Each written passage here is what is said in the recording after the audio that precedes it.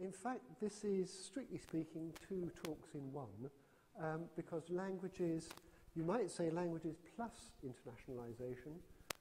Some institutions would talk about internationalisation or languages, and one or two rash organisations will actually talk about internationalisation without languages, which I find a little hard to comprehend. I have to preface by what I'm saying by agreeing that languages have taken an absolute hammering at GCSE, A-level and undergraduate level in approximately now the last 14 years. I really have been there, seen it and done it, because when the single market was upon us in the early 1990s, in fact the late 1980s, we were being told that we all had to speak fluent French by 1992. And this was in about September 1991, so lots of plans were made. And it was true, in fact, that my numbers went up by about 60% between 1990 and about 1993. And then in a phrase I used in a report at the time, the tide started going out on languages, and if you take 1993 as the baseline, that was a really good year. The two largest languages at City University were Japanese and German, both of which by 1997 had died to death. Japanese because of the downturn in the Japanese economy and serious concerns about the level of public honesty in the many Japanese banks which were operating out of the City of London at the time. And German, my view is because Adolf Hitler appears on TV every night of the week, and this is not the best way of projecting the cultural image of a particular country. I was challenged on this a few years ago, and I went through the Radio Times, and it was 32 times in 1 week. If you take satellite TV and the fact they keep on showing the same programme 4 nights in a row, AH appeared 32 times in 1 week, and it just does not create the right incentive if you're saying to people, why not learn the language of Goethe, Schiller, etc., let alone Walter von der Vogelweide, and major European partner, etc., etc. It just created the wrong image. By about 2005, I really do not know why, it has started to creep up again, certainly as an adult choice of language. But that's largely because in 2002 the government took the calamitous decision to disaggregate languages at the age of 14. And we have it from Margaret Hodge personally. She never expected that. Various reasons for that. Quite a lot of opposition from teachers because of trying to teach all ability groups without the necessary sort of background. Large number of children with learning needs and without a native command of English, who probably done better in ESP classes or ESOL classes rather than trying to do German. And also because when you add subjects like IT and to a GCSE timetable, you've really got to let something go. And at my son's school, French and German were compulsory when he first started, and they come down to a very wobbly GCSE option about 5 years later. You could do one for 1 year, one for the next year, and then do 2 years to GCSE, but nobody got very good grades, so they didn't. And what the school then did, you might like to take note, quite a large number of children like mine spoke another language at home.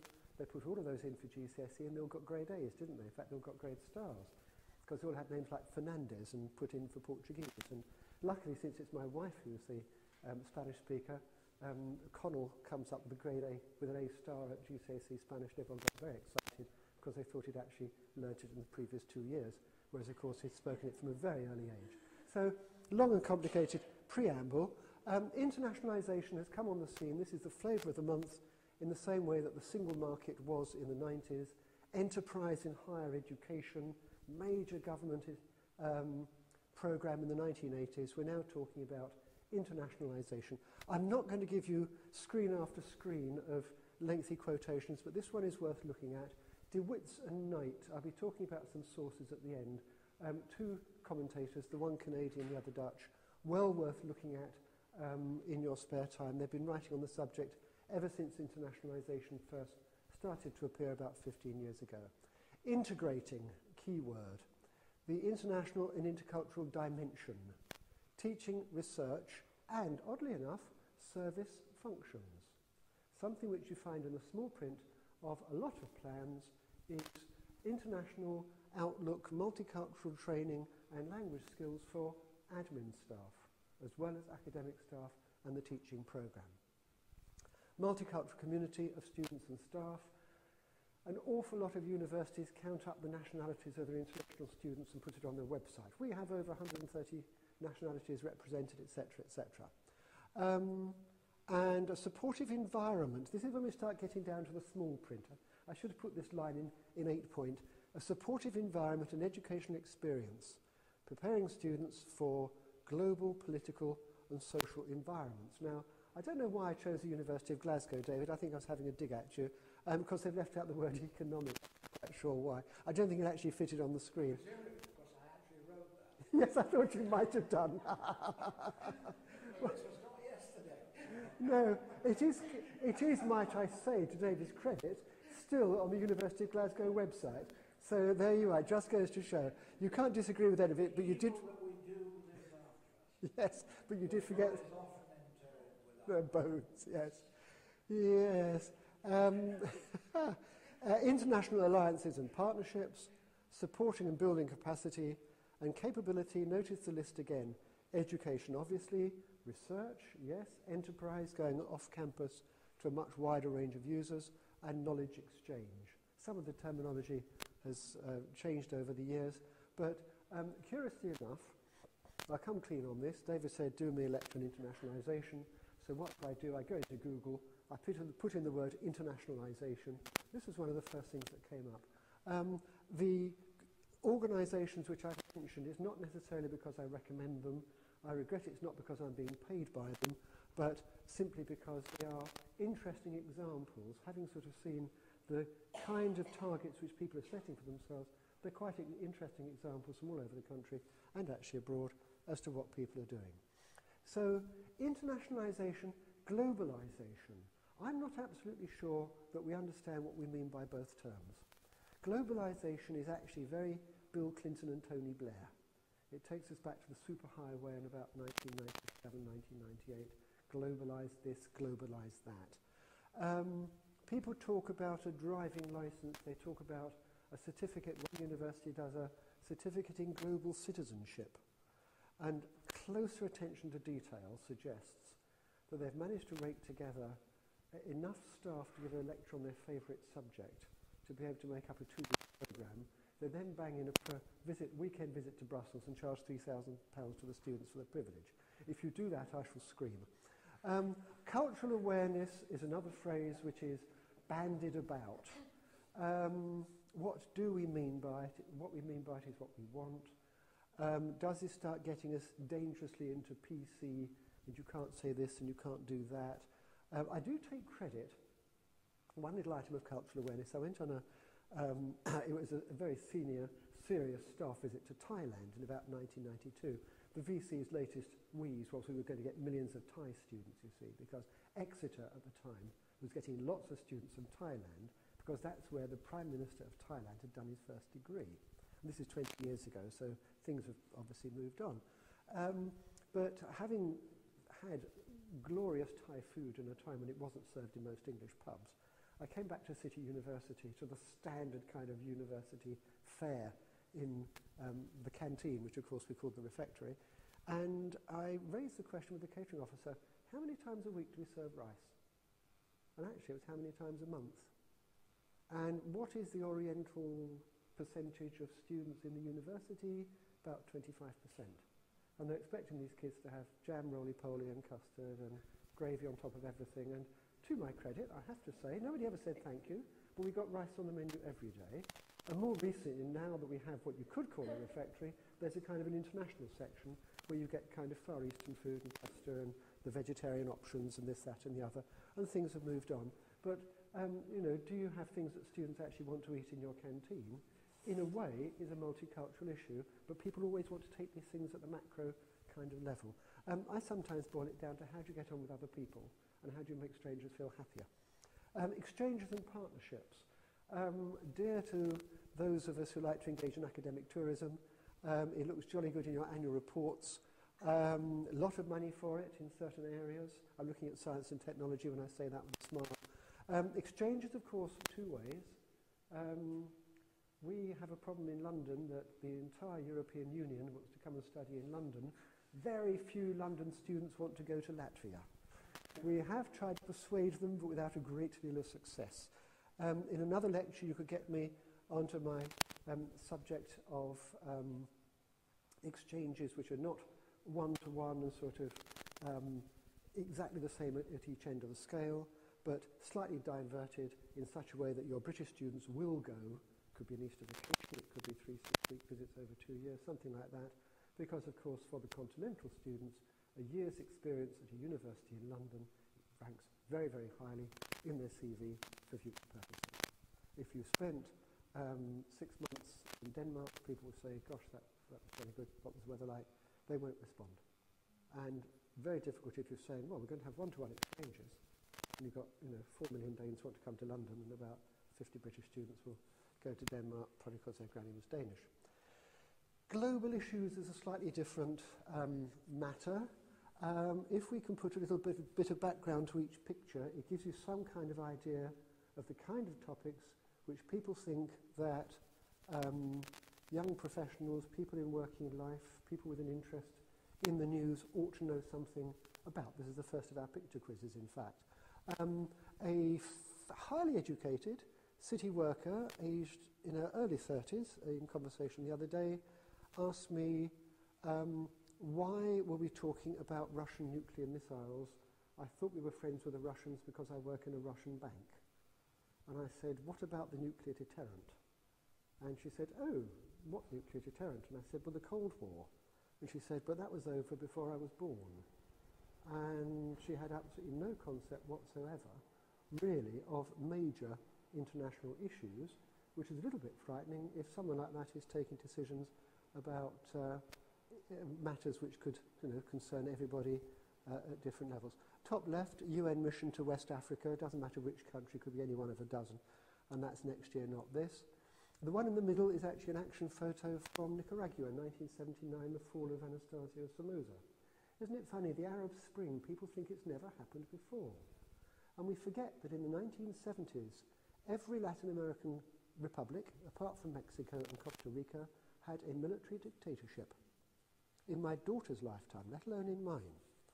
And don't let's forget, in the 1980s, Argentina had, was it 22,000% inflation one afternoon? Something like that.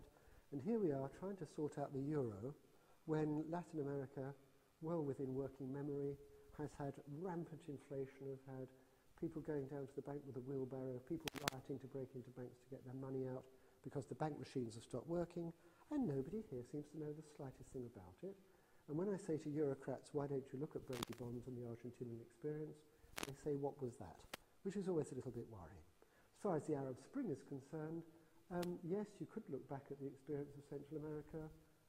The young revolutionaries then are now the discredited ex-prime ministers of today. So these things do go around in circles. No deportations to Iraq. That's actually perhaps a little bit out of date. But you're talking about large areas of the world where people can't live under certain circumstances and may find that they have to go somewhere else in a hurry. Could be for a global topic. Look at the environment bottom right. That's actually the tsunami of a few years ago, but that could be any one of a dozen natural disasters. The one in the middle, drug taking. President Santos of Colombia here only a few weeks ago, a rather more distinguished LSE graduate than Gaddafi, and he was saying if only the Americans would stop buying cocaine and selling us guns, the whole situation would be much better. By the way, do you realise the damage being done to forests in Colombia by the drug barons? Because they're carving out huge areas which the local revolutionary forces are then controlling and destroying the environment permanently.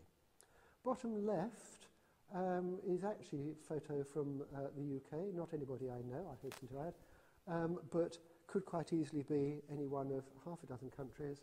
When you have international students coming to your university from countries where alcohol is forbidden, all your photographs in the Student Union magazine of getting pissed in the bar don't go down terribly well for marketing purposes, but just a little comment. Now, why should we actually be signing up for this? Why should we be buying into it? Why should anybody bother? Here we have a dynamic new university campus. You've got far too many things to think about. and here I am coming along saying, well, you've all got to be international and you've got to speak at least 3 languages by the end of the year. Personal and professional development, open-ended. People could expect to be in an academic career, if we're being optimistic, for 25 to 30 years, depending on which institution you're at the moment. Personal development. The number of people who come to me and say, oh, I've always wanted to learn German, or I wish I spoke French, or I wish my Spanish was better. I'm getting a job in X, and I do wish I spoke the local language. The classic that went up on the wall for quite a long time, I picked up the phone and a voice barked, why don't you teach Tibetan? And I said, well, we're a bit short of yaks, and I don't have a direct line to the Dalai Lama. And have you tried SOAS? Because actually they do. So I won't say yaks for courses, but certainly horses for courses. People have all sorts of reasons for wanting to do something. And of course, in terms of staff satisfaction, in terms of attracting students to your particular institution, you're getting some plus points here. The enhanced student experience. David and I will always say, when we were at university 150 years ago, if we'd have had a of the opportunities being offered to students today, apart from the free grants which we were given and no university fees, of course, then we would have been doing all sorts of much more exciting things. Strengthen CV. UK students at City University go down to the City of London for their interviews at major international banks. They come back white-faced and with trembling knees, not because they've been absolutely done over by these city moguls, because the tiebreaker question, do you know what it is? How many languages do you speak? Not, do you speak a language? Not, are you willing to learn a language or would you go abroad? The tiebreaker is how many. And I've checked that with HR managers and think about it. As I often say to our MBA students, if you want to be the manager, you speak English. If you want to be the director, you've got to do better than that. Institutionally, raised external profile. You get your name in places where some English institutions may not be well known. You build up working relationships and partnerships, especially with emerging countries, as with Exeter University, who had the undergraduate who went on to become Prime Minister of Thailand and then got lots and lots of overseas student fees as a result. Increased numbers of international students. You have to say this to your provost very loudly. Further international links, where of course one link very often leads on to another, because consortia and partnerships are very much the name of the game. People are looking for organisations to collaborate with. Quite rare for any one institution to have everything that the other party is hoping that you'll be able to offer, and quite often a 3-way, 5-way, not too many because it just gets to be too unrealistic, is very worthwhile, especially in R&D. And there's a lot of European funding for collaboration on science projects in particular at the moment. International, well, I was talking to David today about the Afghan community in Ipswich and the various other nationalities I've spoken to, your Portuguese cleaners, etc., etc. There are people, of course, in the neighbourhood who do speak all sorts of languages. And a lot of these communities are submerged, and you don't want social exclusion because that builds up and causes awful trouble later, as they've found in towns in the north of England. So you may want to look at local opportunities. You might find in a business context, you've got a lot of people running Indian restaurants, whether they're Bengali or Nepalese or whatever. Mainly Bangladeshi. Mainly Bangladeshi. 500 members in Suffolk, Bangladeshi business. And you've got an interesting business opportunity there because I think sort of hospitality might be one of your subjects. And of course you get lots of brownie points and 10% discounts in all the local Chinese restaurants. Anyway, however, I'm not coming here to preach. I've seen so many plans run into the dust over the years. I feel like doing a kind of black museum on it. However, this isn't the list by Nigel Healy. I've laid this out in a rather misleading way. He wrote a report for the British Council in about 2006, The Internationalisation of HE, Myths and Realities. And for realities, please think in terms of practical realities. We did a survey a few years ago of the number of agreements signed by faculties across the entire university. Total, I think, was 227. The next email was, how many of these signed agreements have resulted in our students going there or their students coming here this year? Reply, approximately 26. So all the time and effort and cost which goes into signing deals, the number of emails which I've had from particularly places like, Turkmenistan and Georgia and Latvia and places like this, they want to come in on an arrangement, except the deadline is 3 days away. All I have to do is to sign a document, text it back to them, and then we'll be partners. And this is like those messages you get from emanating often from Western Africa, saying you have a relative who's died and left you millions of pounds and send me 1,000 quid and I'll get hold of it for you. Now, as I've said before, most universities will put the number of nationalities present on campus in as part of their marketing. That doesn't mean internationalisation. It has got to be a wider and deeper and longer term project than just that. An international name. People have heard of you, well, it might be because you knew someone at university. It might be, as happens often, because you met somebody at a conference. It could even be that your wife is married to someone whose cousin is vice rector of a university and they invite you over to give a lecture. Signing up to lots of agreements, no, that is not a stable system. Stay well clear of it. You do have agreements, somebody has got to manage them. And you have got to have a list, and you have to have one person, please, who signs the damn things off. Because when we did this survey, the Vice-Chancellor, let alone the Pro-Vice-Chancellor International, had no idea that some of these agreements existed.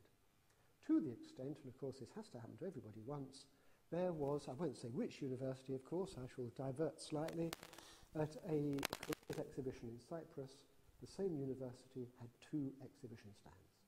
That does not make for a good external impression. I didn't say where it was, did I? Now, not just marketing and recruitment. As I said, you've got to think about the diet, your student diet. You've got to think of the menu in the canteen. When you get lots of homesick students arriving here, talking to a very nice Colombian lady the other day who had studied at somewhere where I had worked and went on to do very well in her career with the British Council, actually. And she said, the first 3 weeks in England, she could have gone home every single day. She was absolutely terrified. She brought all the wrong clothes. Nobody had told her about the clocks changing. She'd only brought open-toed shoes because it was very nice in Colombia, etc., etc. And nobody had sought to give her that kind of information before she arrived. Creates a bad impression, makes for unhappy people. I've always said to my international students when they start on the pre-sessional, I always know which of my students have been on the pre-sessional. They're the ones who are still smiling in November. And the others who just did not know what was going to hit them. They come from a nice hot country, they see the nights drawing in, well that's quite common. On the equator it gets dark at 6 o'clock, and the cold weather starts, the rain starts, the wind starts, and they don't know what's going on. And if they have no experience of it, it does actually make them quite unwell. They're eating the wrong things, they're not wearing the right clothes, etc., etc. Someone needs to think about it. Kingston University, rather luckily I discovered on the website, has a welcome page for incoming international staff, which is an interesting thought. Don't just stick the word international on the front of everything you currently do and hope you'll get away with it. You'll run into disaster sooner or later. And the same thing, of course, often happens with the word European. Yes, so the things that you can have. Travel, yes. Yes, partnerships, very important. Visits overseas in both directions, absolutely critical. If you don't know the people you're dealing with, when an emergency crops up, you don't know where to go, who to do. Things always go wrong at 3:30 on a Friday afternoon. And of course with the time difference, you can't talk to anybody till next Tuesday. And you've got screaming parents down the phone because somebody disappeared or there's been an earthquake or whatever. So yes, you do need to know who the people are, where they are. And a visit, once you've got a nose for these things, you don't need to be there for very long to work out whether it's the kind of place you want to have a deal with. And there are some hard-hitting questions which you need to ask. Things you need to know about the country, things you need to know about the culture. International organisations, there is no shortage of these. I've just put up a few. Association of University Language Centres, very nice practical group. All the people who actually run the language programmes and who these days tend to overlap into being in charge and being, looking after the hardware and library sections and things like that, belong to AULC, and all the university language centres in Europe, all 27 countries, belong to a group called Cercle, and they collaborate and contact each other and have a website and all the rest of it. British Association of Lecturers for English in Academic Purposes, very useful for staff. Usually the English language section is quite small in an institution. People can work in isolation. You've got an organisation like Barlick, which will also do a kind of validation process, because there's so many bogus English language courses about, as the Home Office will tell you. You do have to be quite careful, and to have Barlick recognised on your website can look very nice. International Association of Teachers of English as a Foreign Language, one of the major international bodies. They do a website, they do materials, they do training courses, a lot of support for people there as well. DAAD is the German Academic Exchange Service, very strong, very helpful. If you're doing any kind of exchanges with Germany, you'll find that they're very helpful indeed. So partnerships, collaboration. I think that's also important, because that suggests that the two of you are working together. You don't have 500 students from one country coming in and one student going out in the other direction. Okay, that's a commercial arrangement, might be a very good one, but you can't call it collaboration. Funding in any lecture in higher education today has got to be flagged. This costs money. There are ways in which you can do this. There's quite a lot of funding from EU sources. I tend to find with European funding that there's a poison pill in there somewhere. So I get through to page 37, having answered all the questions perfectly satisfactorily, and then there's one question which knocks the whole damn lot out. You're laughing, aren't you? So yes, when the great and the good say, but surely you can get money from Brussels, you answer, yes, there is money in Brussels, and proceed with caution. The other trick very often is that they will give you matched funding for 3 years, and then the money dries up on condition that you carry on doing what you were doing in the first place. And given my geographical location, it's a damn sight easier to go down the road and tap a Chinese bank. Agents and commercial partners. Now again, this is a subject of an entire lecture. Quite controversial. Do you use agents to recruit on your behalf? Are these entirely respectable people? Do they have the right standing in their own country? Something we found in some countries, you go with one agent, you are pegging yourself in the general status league. So this is the agent who only deals with fairly low level, not being rude, FE colleges, and you're trying to recruit MBA students. They don't have the connections. They'll swear blind they will, so you sign up. But of course, they won't actually have the connections in their neck of the woods that you need to get that particular category of student. Very much horses for courses. They will promise the earth. They will email you 5 times a day, and they will ring you at least 10 for about 3 months until you scrape them off. Commercial partners, now that's something I've always looked on more favourably, because much easier to manage in so many ways. Everybody, of course, is after anyone who's got money, so you've got to think as to why it is you going to a particular possible commercial partner. Have you got on offer what it is that they are looking for? We don't do microbiology at City. It would be very silly for me to go to a commercial microbiology company, because we've got nothing to offer.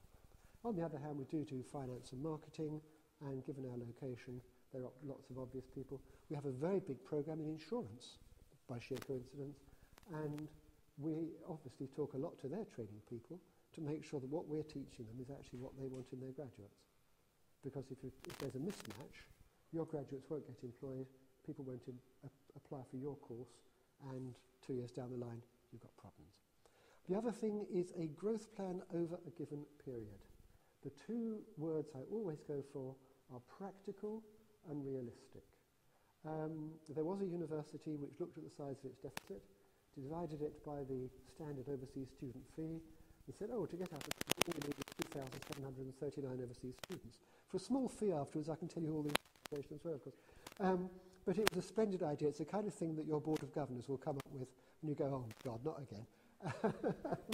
But practical, realistic, these things take time. Time is an interesting thing in some countries. The Japanese are celebrated for taking an extremely long time to come to a decision. And once you've got them for life. So it's worth hanging around for 3 years, because you've got them in 10 years' time. For example, if you're dealing with Latin America, do not be offended if they ring you on a Friday to say, can you come to Colombia next Thursday to be the guest of honour and plenary speaker at a major international conference? That happened to me, I have to say, only 4 weeks ago. My first question was, who's dropped out? Which is the obvious question to ask in this country, is it not? And actually they had not got themselves. Everybody thought that everybody else was sorting it out. So being a former British Council scholar, they had my phone number, and there we are. But avoid that kind of situation. It doesn't look good, it doesn't look right.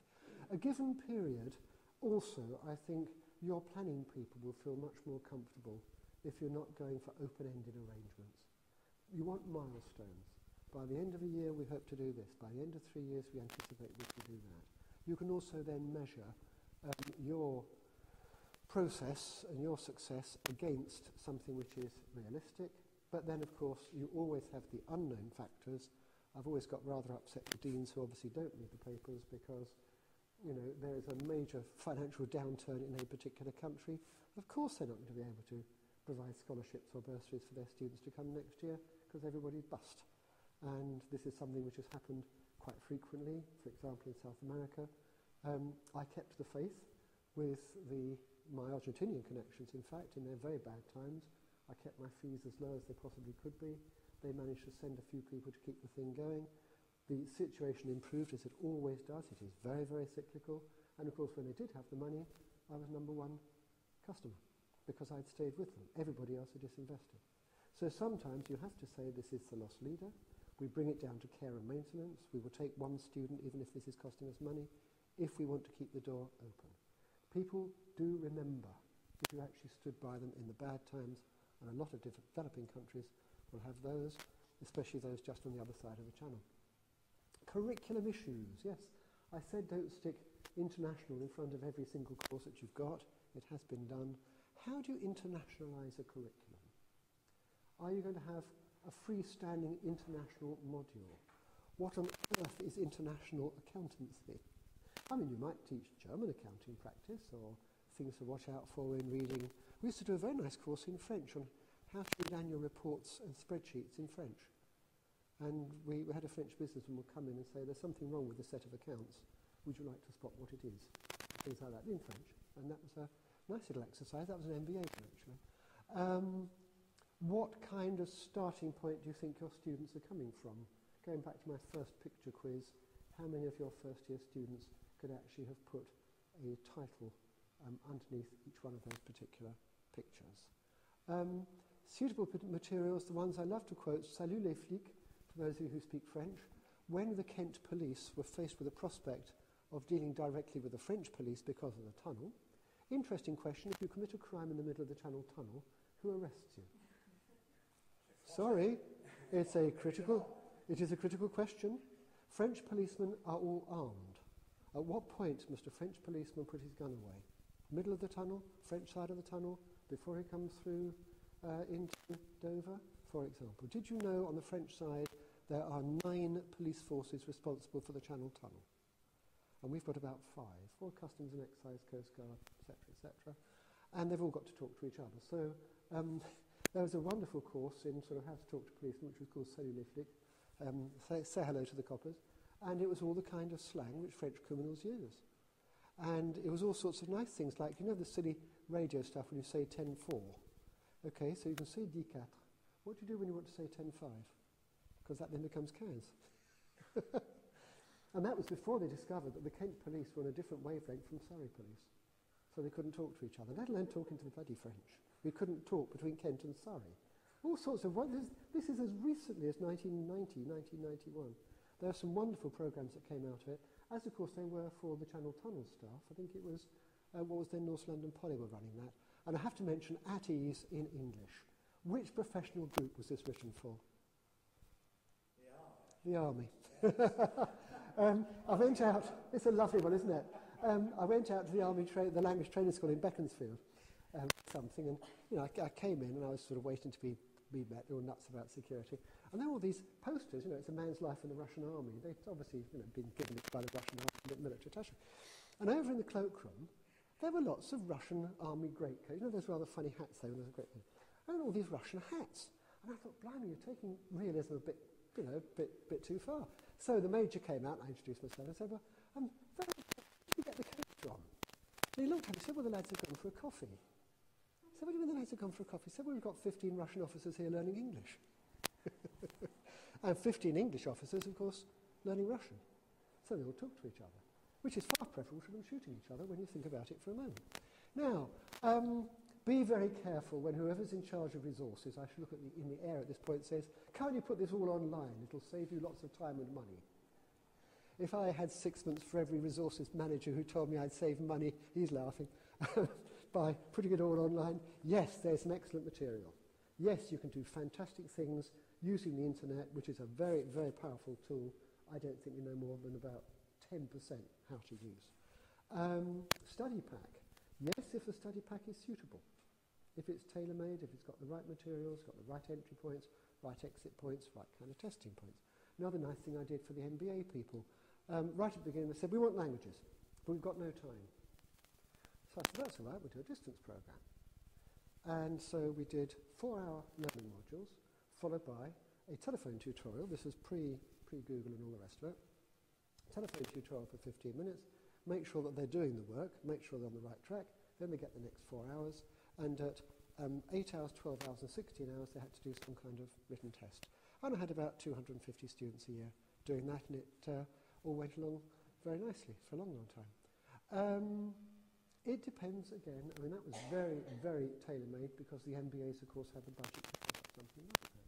But I think you'll find if you look around, other people must be doing something like this. That's where you go to something like the AULC website.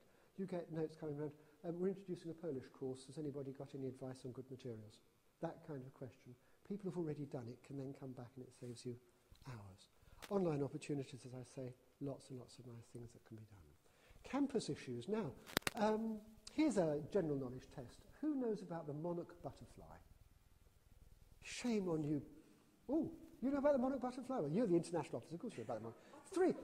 30%, well that's jolly good. Well, for those of you who don't, the monarch butterfly hatches on a hillside in Mexico, only one. It flies all the way to Canada, this is a butterfly, where it breeds on a single hillside, and then it flies back all the way to Mexico again and dies. Now, nobody knows why or how this happens. It's what you call a miracle of nature. I'd like to show you another miracle of nature. I think you're a business opportunity. Can it carry cocaine? Well, yeah, some of the 25th. Now, that kind of miracle of nature, I would like to say, is rather like how the people on the top become the people on the bottom. Because the really frightening thought is the ones on the top, in 3 or 4 years' time, will be young teachers, trainee business executives, civil servants, serious members of society. Someone's looking very dubious over there. In 10 years' time, this could be your heads of department, your mid-ranking civil servants, your police inspectors, your consuls overseas, and in 20 years' time, they'll all be paying our old age pensions. So do be nice to them. Now, campus issues, student recruitment. You've got a two-sided element to that. Your students coming in from abroad, you might call the truly international, and your local students coming in, do they know what they're letting themselves in for? All right? Long gone are the time when the careers officer at the school would say, oh, I think Manchester would be a good university for you. Oh, I think you'd do well at Bristol. You have to look extremely closely. I always say to students, look at the third-year options on offer to see whether it's the degree for you. The example I give, because it happened to my son, economics can be a BA, can be a BSc. Bristol, very good university, very good course, is a BSc. If you don't have a good grade at A-level maths, you won't go through the course because it does a lot of stats, does a lot of charts, it does a lot of this, that and the other.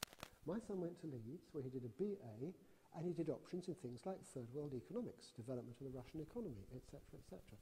Plenty of economics, but not that fiercely mathematical stuff, which frankly he would not have wanted. On the international side, you actually have quite a good recruiting weapon by saying to people, if you come here, we have opportunities to go to XYZ. We offer you the chance to learn French, German, Spanish, whatever. You're competing with other institutions which may well offer these things as a matter of course. You therefore go down in the pecking order if you're not offering the same as the others. The real frustration from my point of view is when they say at interview, oh yes, you've got lots of nice language options, and then the little dears don't actually come and sign up for a language anyway, but we've got them. That's the important thing. Student support and welfare, yes, you've got all sorts of issues because these students coming in from abroad won't have a family network, won't know where they are, don't know how to do sometimes glaringly obvious things. They get the climate wrong, they get the food wrong, and you have very unhappy people, and their cousins and family friends and people from the same school therefore won't come to you in future. Sports leagues, again, how on earth do you get the Kent police to make friends with the French police? They set up a rugby league, and they spent the weekends bashing the hell out of each other on the rugby field and then drinking for the whole weekend, and they got on like a house on fire. So why not have sports leagues which involve people playing in more than one country? And if you say that's expensive, well, you go to Adidas and say, can we have some sponsorship? We want to have this, that and the other, and we will call this the Adidas three-way International Football League or whatever. You see the way in which it can develop. Integration. I'm in mind of a university, terribly proud of itself. It signed a contract with China in the very, very early days, one of the first. 500 Chinese students arrived on the same day and swamped the place. And there were so many of them, and they were there for a preparatory year learning English. So when they arrived, they couldn't actually talk to anyone except each other, and there was just a Chinatown on campus, and there was no way that the students were going to integrate. If you're going to take large numbers, work out what you're going to do with them, how you're going to house them, and especially how you're going to integrate. Very important there is the student union.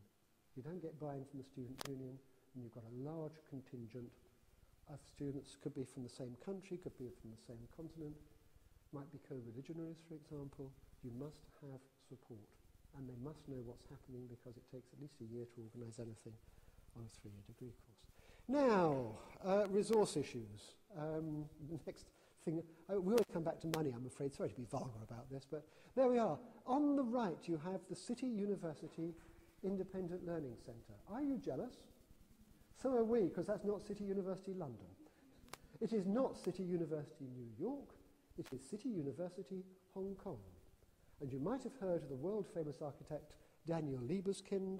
He designed it, and that building probably cost 40 million quid. Personally, it makes me feel dizzy, but that's the kind of thing people are going for, because your learning resources are a key selling issue. Students today tend not to read books. When you read those reports which say we have 450,000 volumes in the library, 250,000 of those published before 1873, the kids don't give a damn. When did any of you last read a book from page 1 to page 392 without stopping? Without looking at the chapter headings, without looking at the index at the back, without dipping in and out of it? Agatha Christie, you peek at the hint to see who did it, you know, that kind of thing. They are looking for, now at City, what do we have to do? We took out our entire periodicals department, one entire floor of a very big building, and everyone went, ah! And the librarian said, thank God for that. You lose one edition of a particularly law periodical, it's out of date, you can't get it. You've got to be photocopied and cut, pasted and put into a thing. I say law because they're the ones who are tearing out the articles since they're future barristers and solicitors. And of course the other thing that they tend to do is because you've got a security system in the library, they will open the window and throw the book out to a mate in the car park. Okay? If it is online, you don't have any of those problems. And in a room this size, you can probably get in 30 or 40 reading positions. Okay?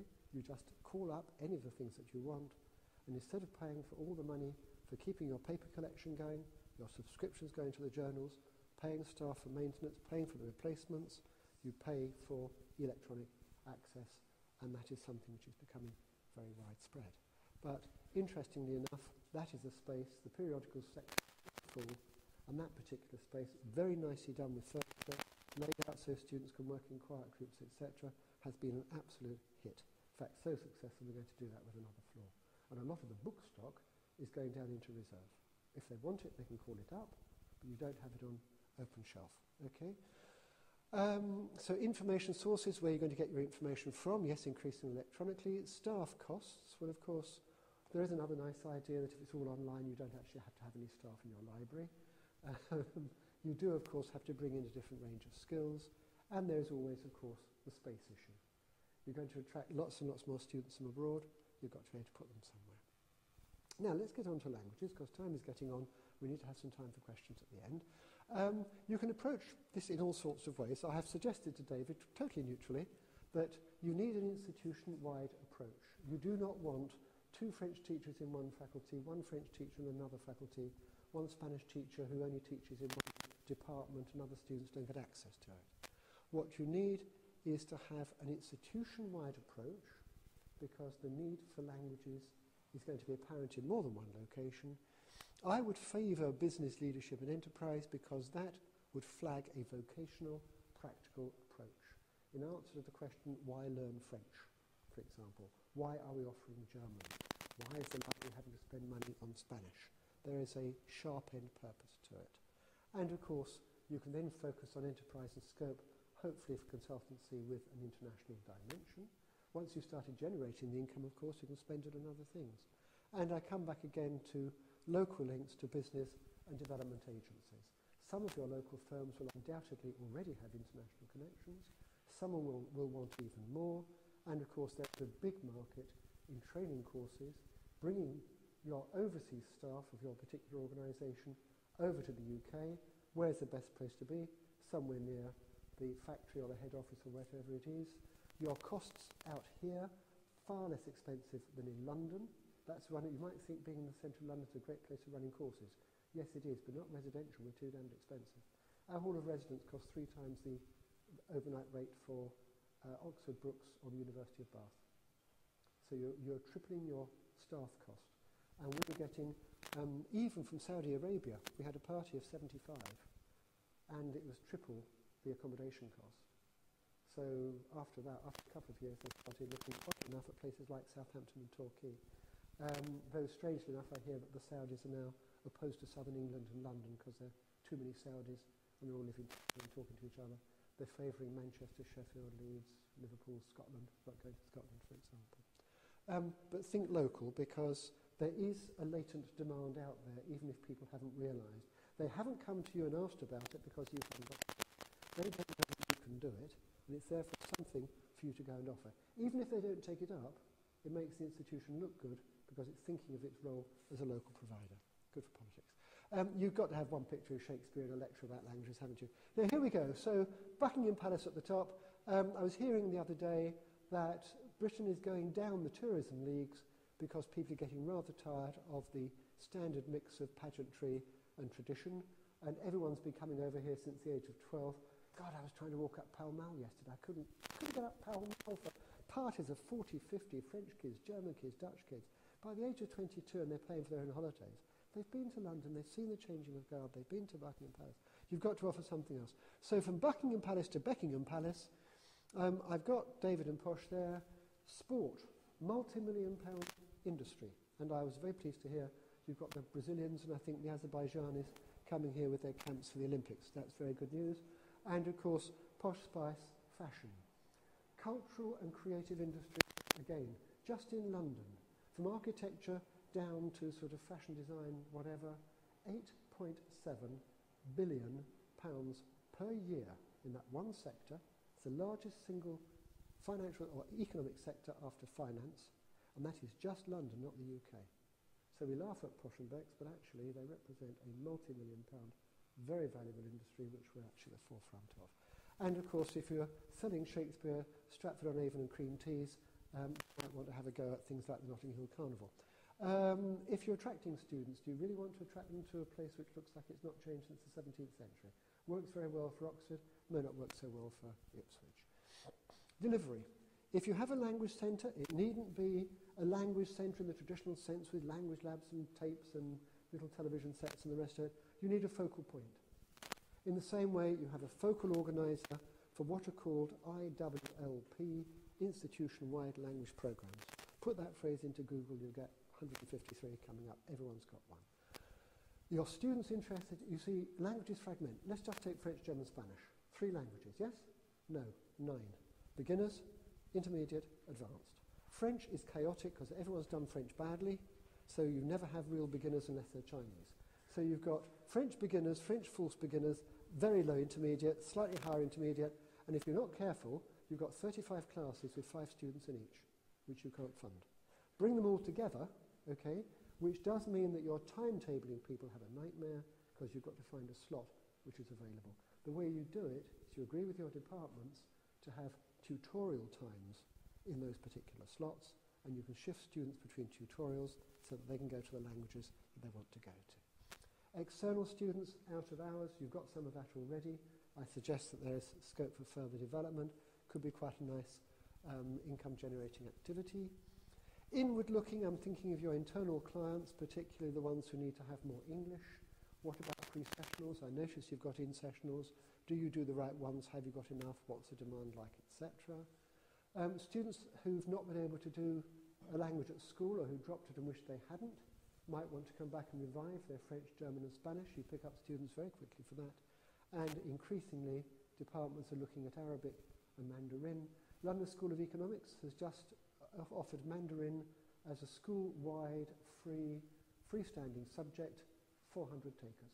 Absolutely flooded them. They're rushing around trying to find new extra teachers.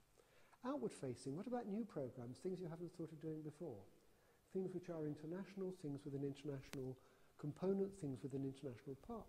Do you want pathways? Not just say, you can do French if you take this course. Do you want a global pathway or an international pathway, an EU pathway, a developing economies pathway through your existing degree programs? If you will recruit extra students to that particular program because you're offering something extra, that could be very attractive. If you've only got an intake of 30 students, to give you a round figure, you want to offer lots of extra options to find that you've got 10 options with 3 in each. You've got to make sure that what you're offering is drawing your people in from the outside. CPD and part-time provision, again, you're looking outside. Running classes for commercial clients, I come back to the local market, but I was talking about science and technology, reading science documentations in Russian and German. 40 years ago, Russian or German was compulsory in many science departments so that students would have access to foreign language German, most of which now, of course, are taught in English, but that's something to actually think about. Now, these are my sources. I can bang through these quite quickly. I thought you might like to look at the internationalisation strategy for the northwestern Merseyside. Very interesting. Regional, looking at their particular problems. What have they got? What have they got to put in? What are they going to get out of it? The Glasgow website is that one there. Kingston University. Again, this is probably one of a dozen, but it's quite close to where I live. I know it reasonably well. They do specific courses. They will do French for social sciences. They will do German for scientists, etc. As well as open access, Tuesdays and Thursdays, 4 till 6. In their case, they offer, I think it's 5 languages. And they have a novel language section as well, particularly looking at Chinese and Arabic for students who are looking for the BRICS. We're looking out of area for slightly different language courses. The University of Reading has an interesting plan, very readable, and they have 5 themes for internationalisation. I've drawn on all of the information here for the talk anyway, but that sort of follows it up. OECD does very good annual papers on internationalisation, and they're available online. No need to write them down, they're all on the thingy. The British Council for the last 7 years has run a Going Global conference. Very useful papers, and it's data streamed and you can load down papers. The last one this year was chaired by Michael Wharton at UCL, big friend of languages, making a prior qualification in a language or a language course on arrival compulsory for all undergraduates. And that was his idea, so we like him. And the Nigel Healy I mentioned before. Higher Education Academy, very useful website for internationalisation, but the advice it gives you is when you're talking to foreign students, talk slowly and sharply. Or what they say is, speak clearly and not too quickly. And that is a paraphrase of the usual. However, the International Student Lifecycle Bank, very pessimistic, shows you all the things that can go wrong, but from the day they apply to the day they graduate, it kind of goes through as a checklist. It's nice stuff. But they, again, internationalisation page, you think they mention languages? No. Did they contact the University of Southampton, which is home to the Languages and Area Studies special group? Yes. Did they take the slightest bit of notice of any of the advice that they were given? No. Never mind. Some recent titles, I mentioned Hans de Witt and Jane Knight. They've been writing together for many years, but these titles they've written separately. They've been writing since about 1997 on this subject. Worth getting the books through into library loan and having a read. David Gradol writes for the British Council about the future of English and why we shouldn't be over-dependent on everyone else speaking English because that may not continue to be the case forever. And Joe Lobianco, he's a great bloke, he was responsible for language policy at the Sydney Olympics. And if you have foreign groups coming to train here, you might like to get his book Games Talk, because he talks about the way they did it in Sydney, and that was the one Olympic Games where they actually got their language policy right. They didn't just get in lots of foreign students, which is what they did in Athens.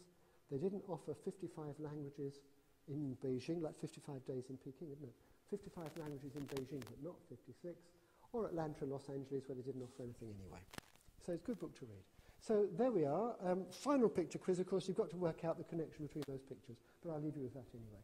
Thank you very much. Leaves me just on 3.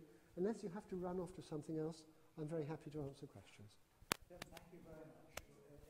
I asked him to give us a good overview and introduction. There's an awful lot to think about here, and I think that when you've painted a very, well, dare I say, very global picture, we've got to think about ways to we can manage support. Over to the question, please.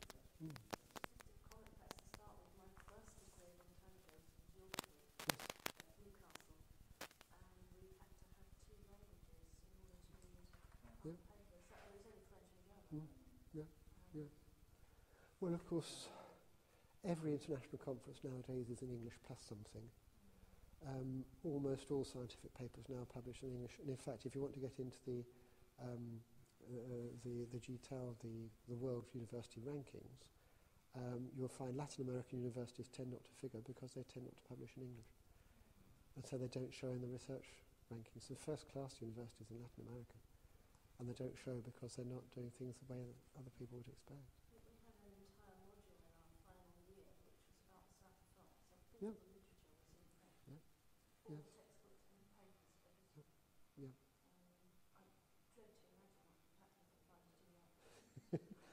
But you see, I said about starting new programs. I mean, if, and this is all sort of thinking aloud stuff, you wanted to have some kind of program with a recognised European pathway, you might not have that as a traditional lecture and 3-hour written paper type option or module, but you might do that as a special project. You see? Events and tourism students Mm. have a Spanish, well, a Yeah. Spanish teacher. Yes, She yes. is Spanish, and Yeah. they do some of their project work Yes. over Yeah. there. But, the Erasmus thing is very much about encouraging students not just to have the international perspective, but, Yeah. but to learn a language while they're there. In Yeah. theory, we have connections, as David might have told you, Mm. with Seville and with Harlem. Yes. But Yes. getting students to express an interest again is like creativity.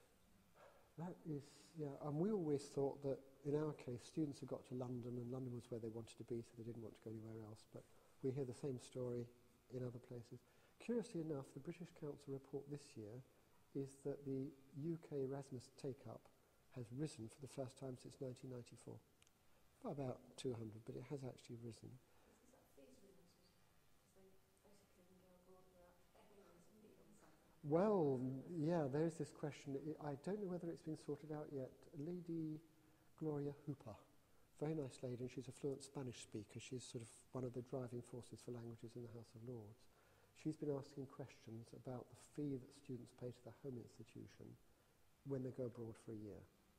Because that's covered by Erasmus, but increasingly, Birmingham is doing a kind of BRICS degree now, where they go to India, Russia or Brazil, and one of somewhere, either Manchester or might be Sheffield, are doing something fairly similar. Now, if you've got to pay £1,500 to a home university for absolutely nothing in order to go abroad, it doesn't look too good. You see, this is what I was talking about with this question of that's right, asymmetric exchanges. That was my phrase. I've tried to persuade various people at ministerial level. The time when young Brits want to go abroad is in the gap year before they go to university, supposing that gap years survive the fees. Or, as I did, now I was meant to go abroad as an undergraduate, and the exchange arrangement fell through, so I did my degree, and went abroad as a graduate, had a far better time because I was recognised as being a university graduate. I was on a postgraduate programme, and that was of far greater value to me professionally than an undergraduate year being a language assistant actually would have been. So it may be that what Brussels should be doing, I know we always say that Britain is different, but unfortunately it is. And, you know, the whole of Latvia wants to come to London for the year abroad, of course they do. You can't get the Brits to go abroad because we're offering the wrong thing at the wrong time. If you were to say to students you could have an Erasmus year within 2 years of graduating, because they're all graduating and they can't get a job for God's sake, the time for them to go abroad is when they're new graduates, when they will get better jobs. They won't get what the French call a stage de photocopie. They will be employed properly because English is in demand in every single partner country in the European Union. Well, I mean, that is when the students are free and that is when they want to do things.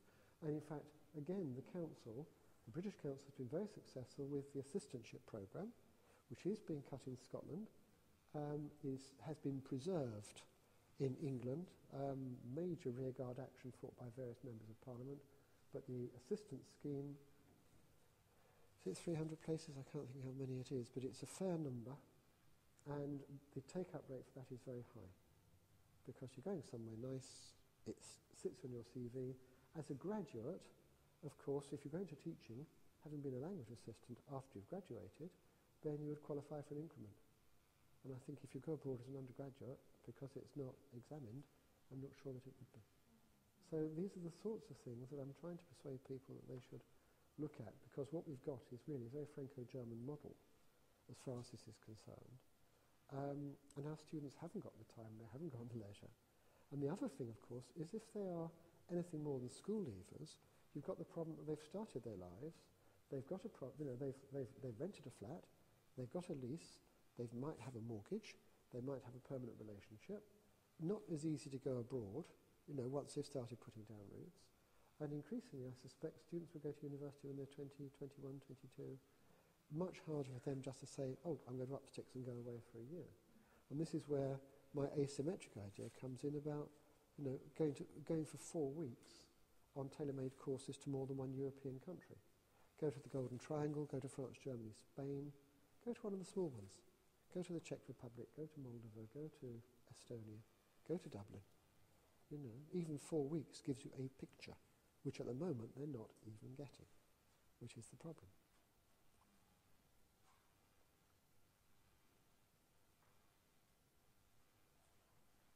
Another question.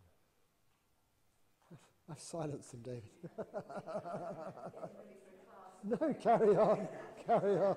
Can't waste a moment. I was interested in your list of concepts of international or global issues. You're talking about the mixture of internationalisation and globalisation.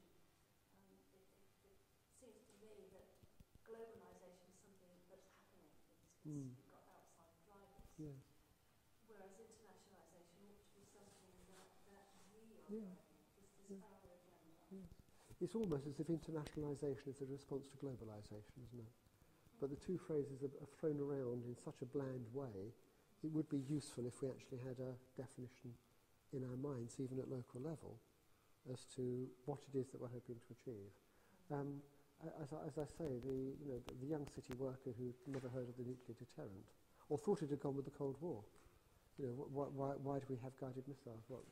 What are nuclear missiles for? Oh, it's a very good existential question, actually, but from a 32-year-old bank worker, it's a little bit frightening. That caught my attention as well. This list of international and global issues. Yes. And I was thinking, I never forgot about that. Yeah. Well, as I say, there is one university which runs a certificate in global citizenship, which covers those kind of topics. My criticism of it would be that they've obviously scouted around to see who can give a 1-hour lecture on what, and cobbled it. And it's bland. There's no key outward point. Having done this program, 80-hour course, 90-hour course, whatever, what is it you've actually done, and how are these things related to each other? Or how do you put that in together? Do you then take that to professional vocational levels? Do you take eco-friendly systems into account in the job that you go on to get, for example? Do you take into account security? if you want to sign exchange agreements with places like Tajikistan, if you don't have any idea what it is or where it is, how can you actually make that sort of informed decision? Oh yeah, but that's why I would be very critical of it, because you can buy that in.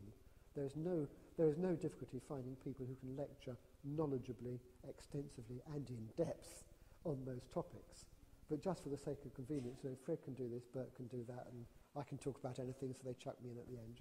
No, that is not a proper programme of study. And if it were a proper accredited course, they wouldn't have got away with it. Because it's freestanding, they have done, and that's very naughty. One of the things that strikes me as a dimension of that, at a school we can, and as a university really, more broadly, I'd like to feel I knew more about, is the sort of natural linkages that obtain in the local community.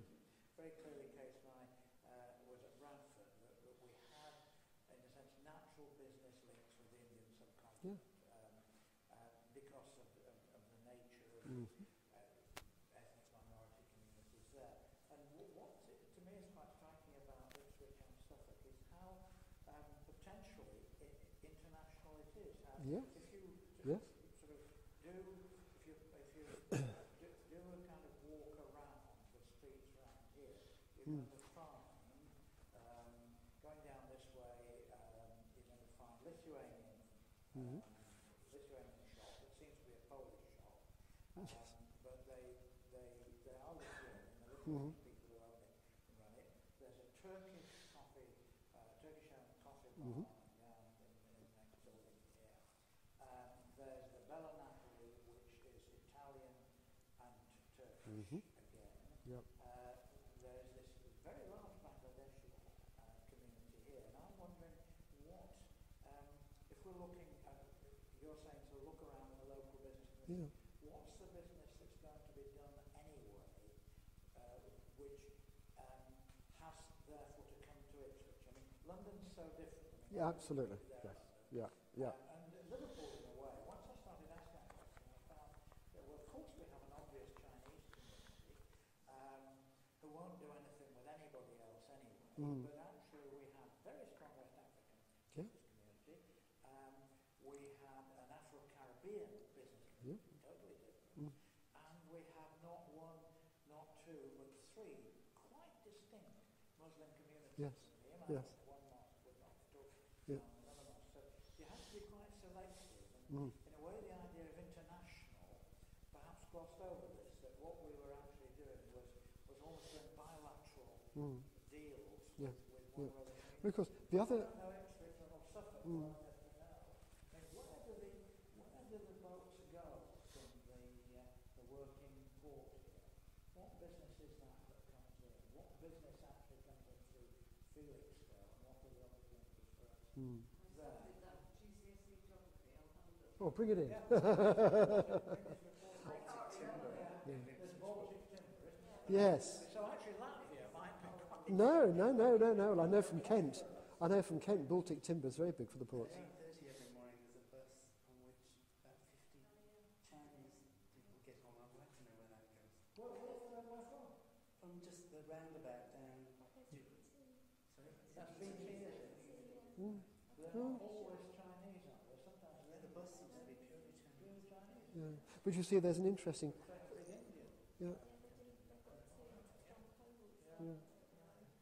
But there's an interesting lateral element to this, you see, that you're talking about the Bangladeshi restaurants. Everything you've quoted is like Chinese laundries. It's what you would expect people to be doing.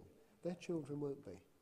But they will be bilingual if you've got any sense, because that is where, the parents might have a Chinese chippy. I'm thinking of a couple in question. The son is a senior medical officer in the Royal Navy. That's not the most obvious thing for a Chinese to be doing. But, that is what they have their Chinese chip shop to do, so that their son would, in their eyes, succeed. And, nice chap.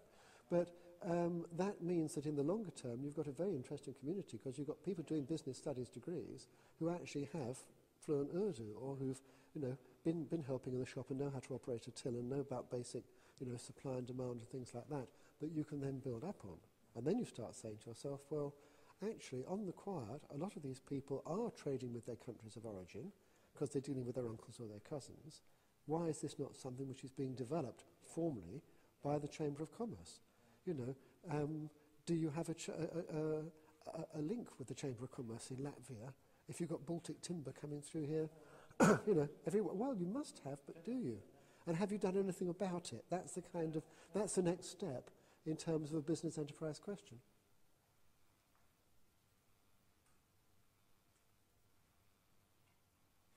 Where would you start if you were asked? I mean, our ambition, as you Yeah. might say, is to rule the world. It's total world domination Mm-hmm. based here in this building. No. So nothing too Yeah. large, really. Well, I would develop nuclear weapons in the first instance, I think. No, you've got to think in terms of overlapping circles, because none of this will actually operate in isolation. You've got some things already, so can they be strengthened? I think immediately about your in-sessional courses. Do you have pre-sessionals?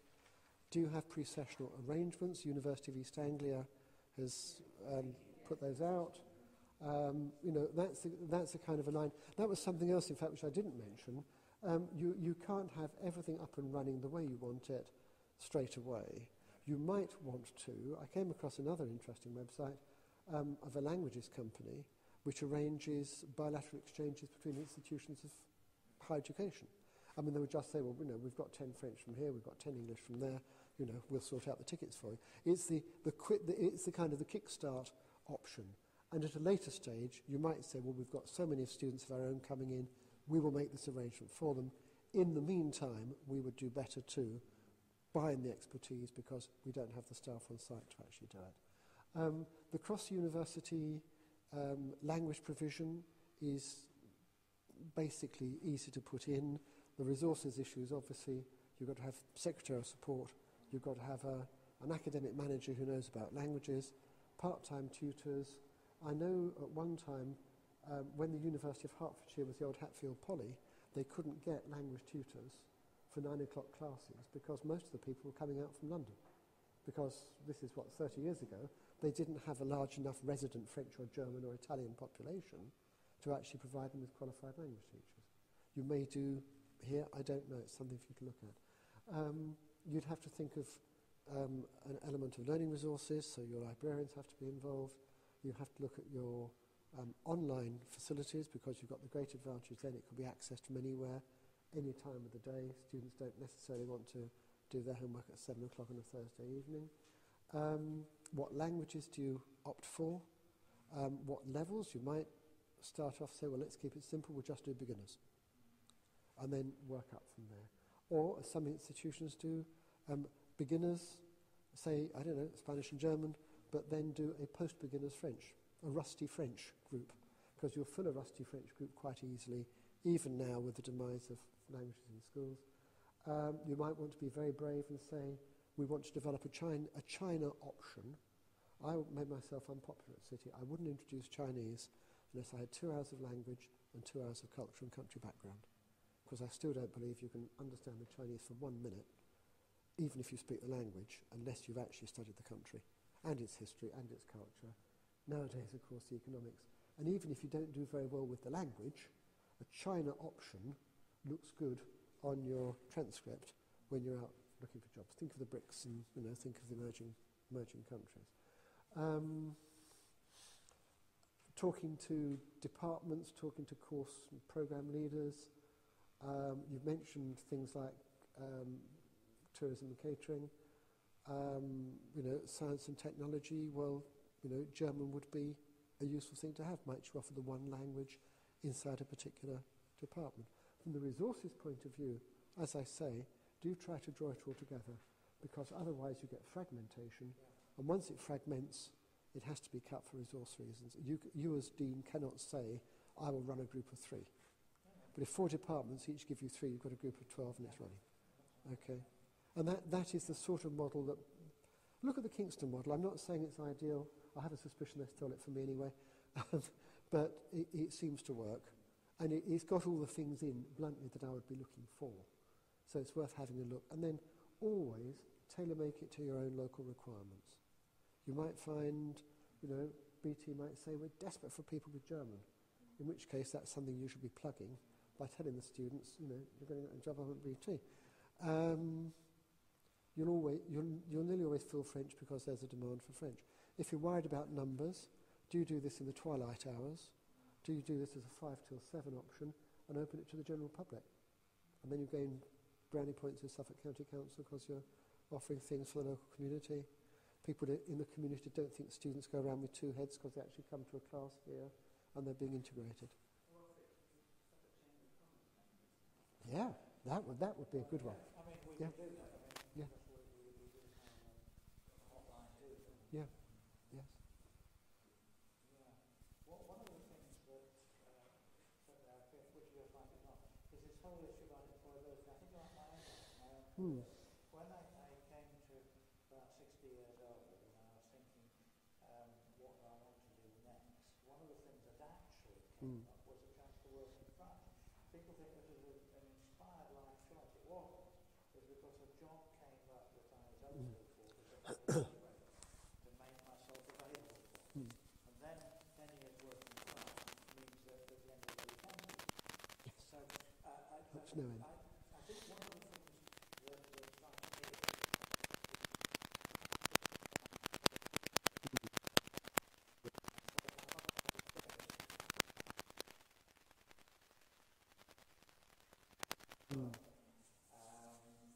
it's interesting, we talked to Willis, the big very good relationship with him. But it's interesting, I think we did find Yeah. partly because I think although the language of their business is English, English company with a head office in America and a head office in Mumbai, and they transact the business of their business internally in English. The business of the clients that they're doing, like the business of the reinsurance, right, is always in somebody else's language. Yeah. I think they've got to the point where they realise that they're having very, very, very big numbers, Yeah. and they need to know a bit more about what are the conditions and cultures and language expectations that have generated Well, that business. if they want to grow their business on a big scale, that's what they've got to do. Yeah. Yeah. Then stay. Yeah. Yeah. Yeah. Yeah. Yeah. No, no. Well, then, to a certain extent, the buying in the native speaker option is one which has been arrived at because of the lack of candidates, as happens with the square mile. They'll pounce. I mean, yeah.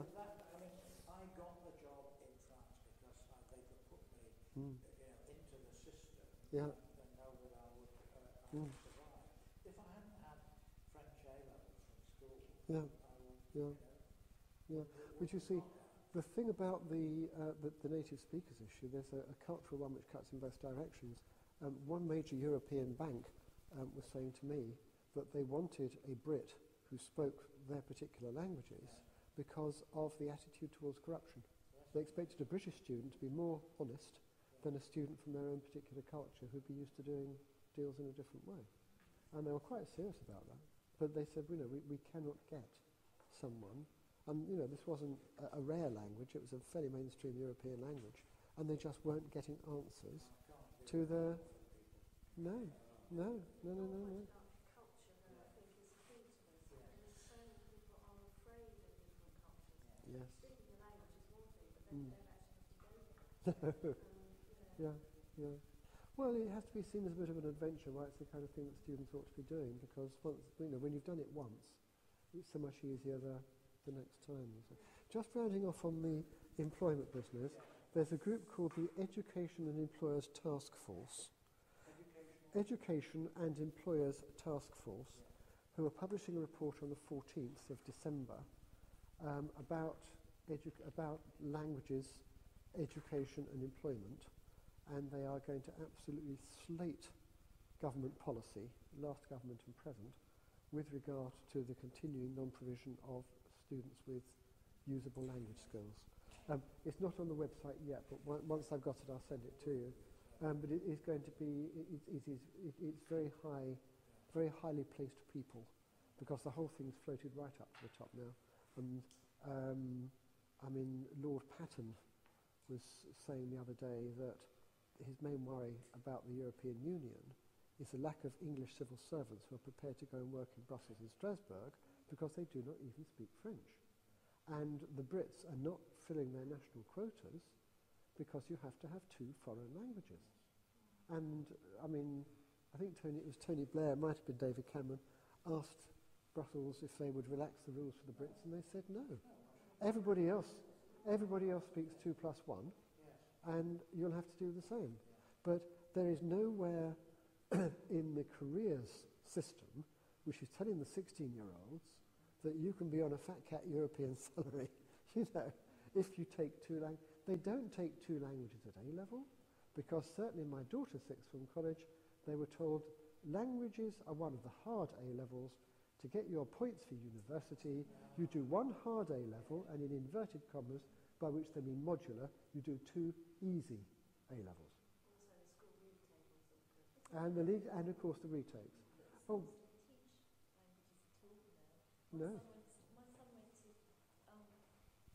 secondary school, having done the odd language class that I sent him to. Yes, yes, yes.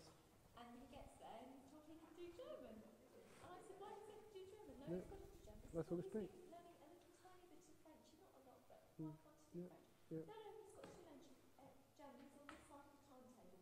That's right, yeah. He now does he now does the German and hates it. Mm, Absolutely hates it. yeah, Don't like it. yeah. Don't understand it. Yeah. No, well, I mean, that is well, that's one of the things, enormous hopes are being put on primary languages. And, I mean, this was an experiment. We were the first in Europe to do this back in the 60s and 70s, to introduce it as policy. And it failed because of the transition to secondary. All the kids arrived having done any 1 of 3 or 4 languages, which the school could not provide. And I think this time they've been much better. I mean, the South Coast are all doing French, obviously. And Spanish is emerging very much as a kind of standard beginner's language. But there's no uniformity to it. And the population shifts, it moves, as you've discovered. And the idea that children will be fluent by the age of 14 and can then pick it up again when they get to 18, there's no sign that that's going to work. I mean, from my point of view, it's great, because the number of adult learners in this country is going to rocket over the next 15 years. We've lost a whole generation as far as language learning is concerned. And of course the other thing is, both governments again get very worried about elite attitudes, because it's only if you go to an inverted commas a good school that you'll find languages are compulsory to 18. And that means, I mean, the statistics are really quite nasty. A joint degree in languages is down now to less than 24 universities, and it's something like 65% of the students on those degree courses have come from a grammar school or a private school. So you're getting a whole area, and as I said before, the manager can speak English, but the director can't. You see, and I met a lad the other day who's going to marry a Colombian girl. So, very nice girl. And I said, well, you're going to be learning Spanish. He said, well, I don't know how to learn Spanish. I said, well, don't be daft, go to a class. He said, well, I never even learnt French. I don't know what it means to learn a language. And he's petrified. He's some senior guy in some top graduate job, and he's scared stiff because he's got to speak Spanish to his in-laws. Well, his in-laws might be terrifying, of course, that's another matter. But, he does not know what learning a language actually signifies. So he doesn't know where to start. Which is another legacy of not having any language in the system. I mean, there is quite a strong argument to say that you don't teach a language, you teach languages. You teach language and culture. And then when you really have to learn a language, because this is the big Brit problem, anyone else in the world has got to learn English. What do we have to learn, you say? If the EU had decided that French was going to be the only language of Europe in 1956, then we might actually have had a much more serious attitude. We'd probably had another war with the French, actually, but there we are. Or had it been Latin, even. But there's no... Pardon? Esperanto. Well, there were hopes, weren't there? But there is no key incentive. In Colombia, the premium on a job for speaking good English, right? 100%. Secretary in Bogota earns £200 a month. Bilingual secretary earns 400. They go to school in droves, because they can see it, you're daft if you don't. But we don't have that incentive anywhere here where if you don't speak the language, you cannot do the job. I can't think of any occupation. Well, you know, where you can avoid it, you just don't become one. But you know, where customs officer, I don't know, immigration officer at Heathrow, you can get away on English, you can get by on it, but you don't integrate in it, and you can't lead in it, as we were saying earlier on with. You were saying.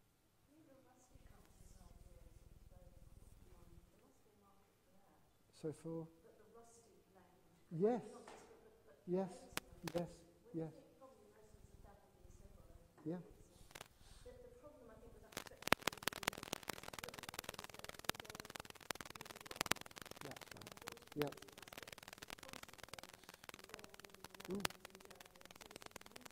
And you're using it. Yeah. Yeah.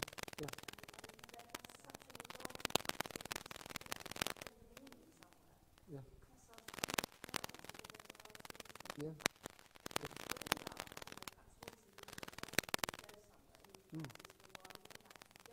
Yeah, yeah.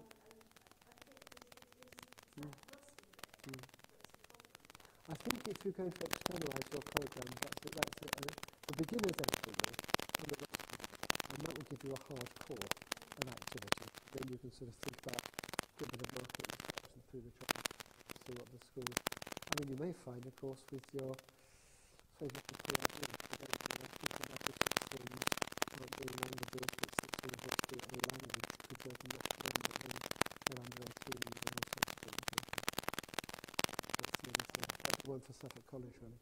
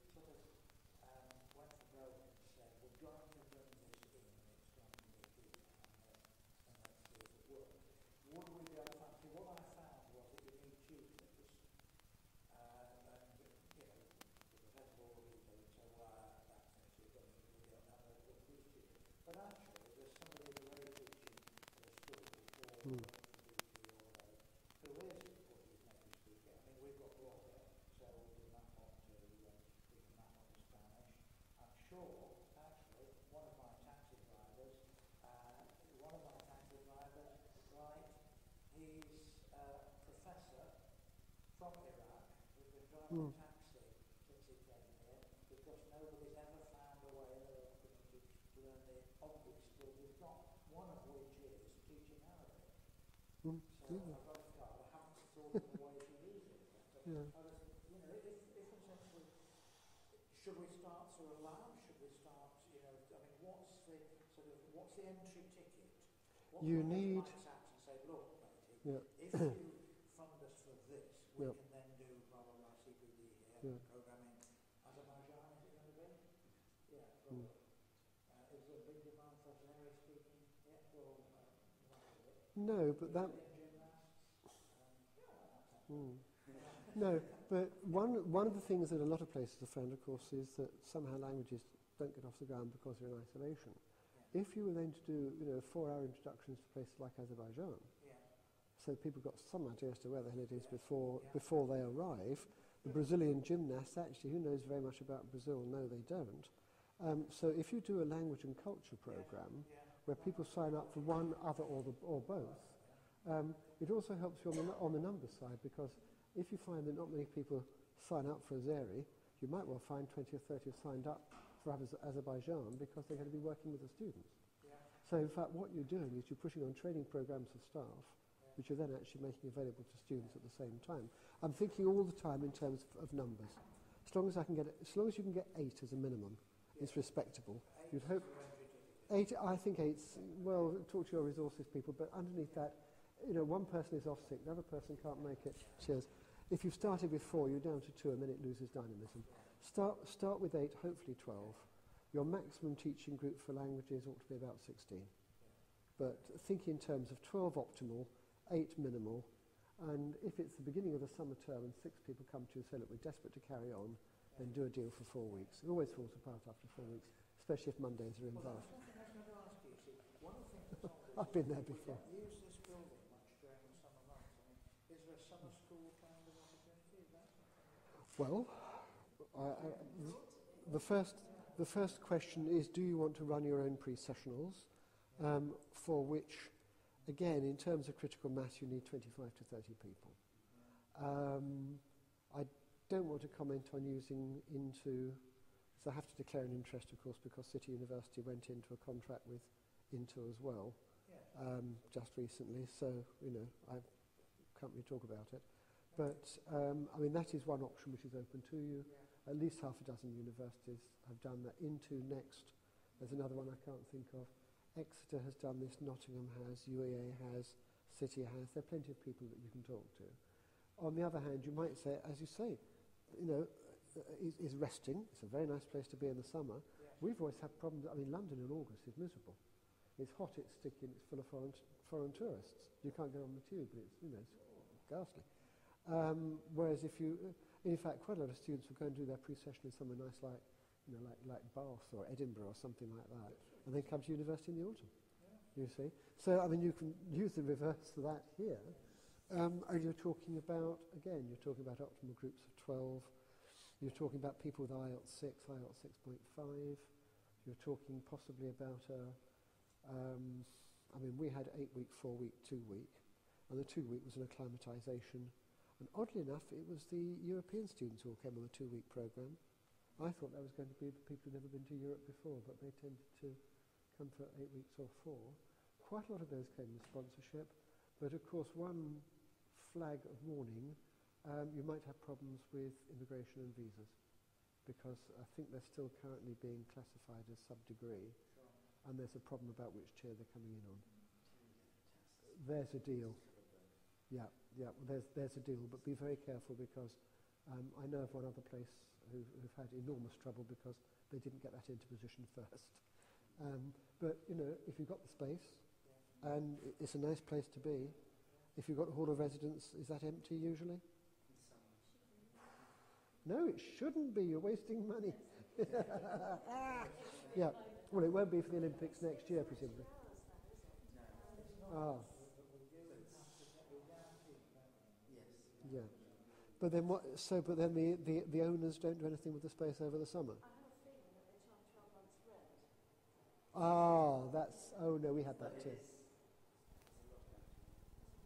Yeah. Well, there's probably space you can find, but look for the space first before you start trying to attract people, because residential space can be a nightmare. Oh, that's one thing you can do. Well, it is a problem, it is a constraint. Yeah. I mean, otherwise you can. No, the buildings need To travel more to carry up. but yes, Mm. over the Jewish cemetery, the whole Yeah.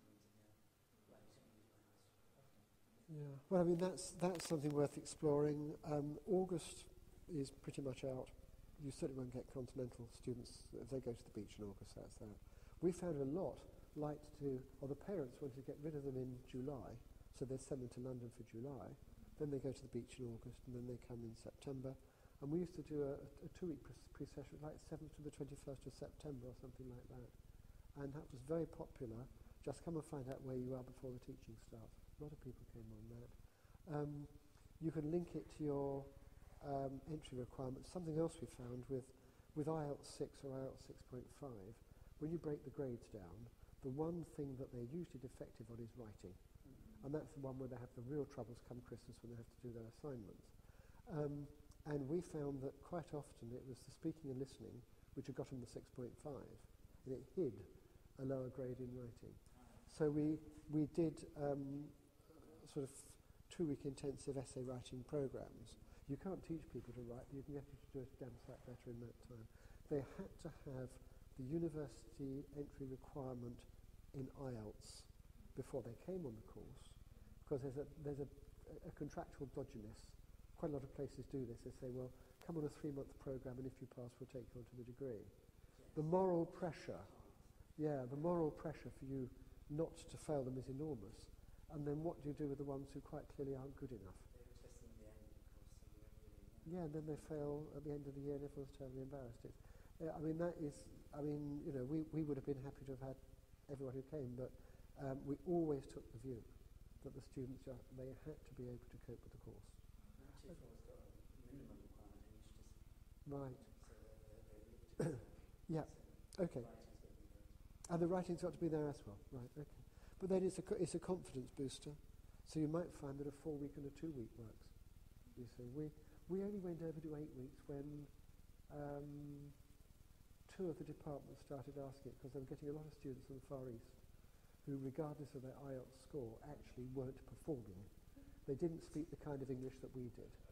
And they needed 8 weeks. And very good students, and they came out of it well. And we didn't do a pass-out test. What we did was a diagnostic which we gave to the department. Because we said, you're qualified to enter the university anyway. You can come at your own risk, or you can come on this course and feel damn sight more confident. And with the borderline students, we used to say, you've got a choice. You come this year and risk failing. You come next year and enjoy yourself. The only trouble is they would then go off to somewhere else whose entry requirements were lower. But I wouldn't take them, because you get those dreadful phone calls at the end of November. We don't know what to do with this student. And when you get a student coming into the office for someone to interpret for them, you know there's a problem. The other issue sometimes is the nature of the assessment for students. Yep. Oh. Again, you know, something like the Netherlands, you have to read this book and memorise X, Y, and Z. But here we're asking them to evaluate and analyse. Yeah.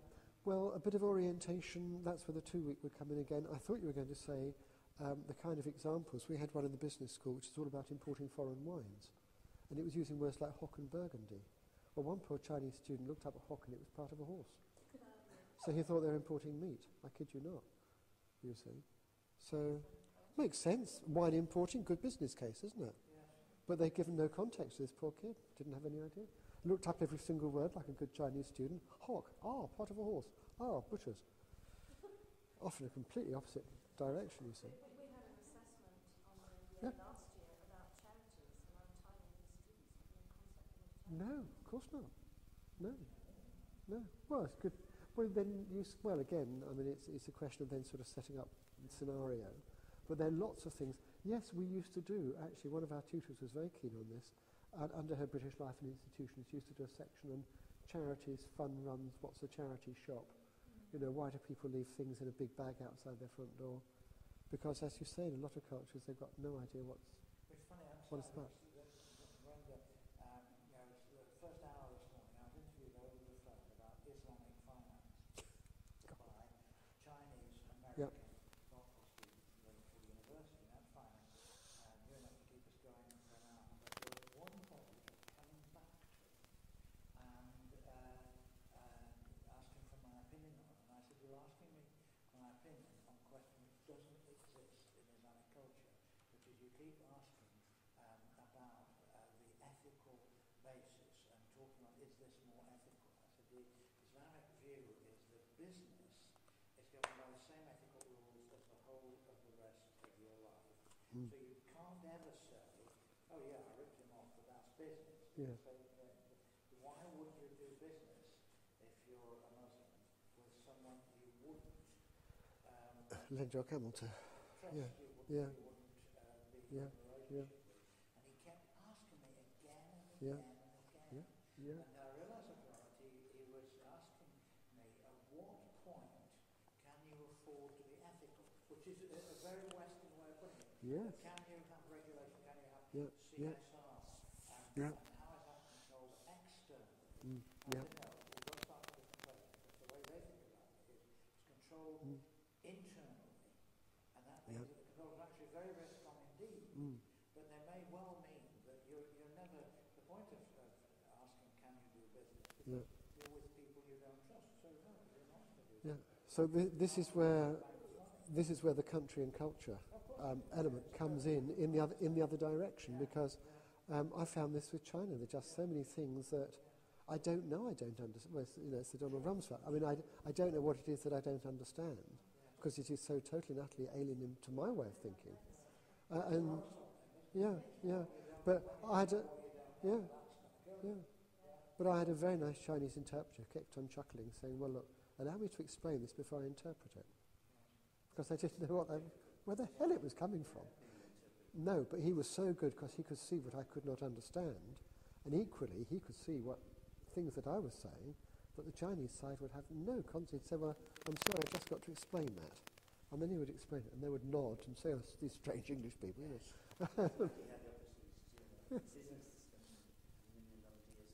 Yeah. Japanese side could be saying they would consider that, which actually means you know what it's happening. Yeah, yeah. As an interpreter, you just say, "Can I have 5 minutes to explain what actually?" Yeah, well, you explain it in the lift on the way down. No, but I mean, those are the sorts of things which would be useful. And you can start this at an undergraduate level and take it up to an MBA level. You can take it up to country briefings for local companies. If you can get the quality people to deliver up at that level, you've got to get embassy executive, retired military, that kind of people. I mean, perhaps somebody does this in the locality. If they don't, that's another good area to be looking at. But with your undergraduates, you've got to if you're then talking about teaching a multinational group, turn it round the other way and you get your Chinese students to explain things to your English students and vice versa. Get them to buddy up. Because otherwise you're wasting valuable time in the class explaining things which you learned 20 years ago and the students won't actually have grasped yet. Tim, I'm conscious that you've given us a really absolutely terrific insight into this, and it's exactly what I hoped and expected we would get out of it. I'm conscious that we have got some time pressure. Is there any final questions for Tim? I mean, Tim's going to be a member of our team and going to be joining us as a visiting prof, and so this is the start of the relationship. Yep. Yep. So I'm happy for emails. You know. Yeah.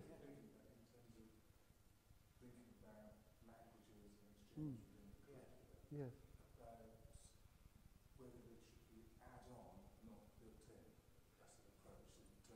You notice how neutral I've been this afternoon. I'm never going to tell you how to do it. I can tell you how it is done.